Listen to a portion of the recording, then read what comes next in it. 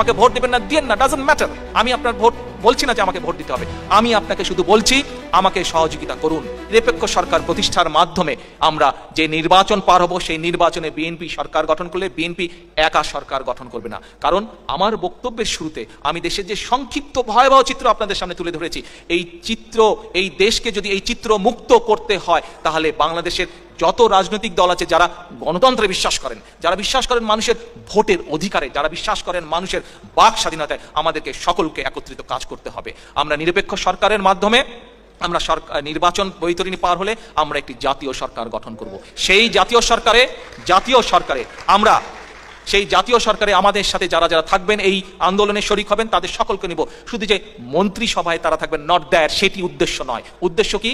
আমাদের দেশের দুর্নীতিকে আমরা কিভাবে নিয়ন্ত্রণ করব, দেশের বিচার ব্যবস্থা কিভাবে স্বচ্ছ হবে, দেশের আইন শৃঙ্খলা কিভাবে সঠিকভাবে কাজ করবে।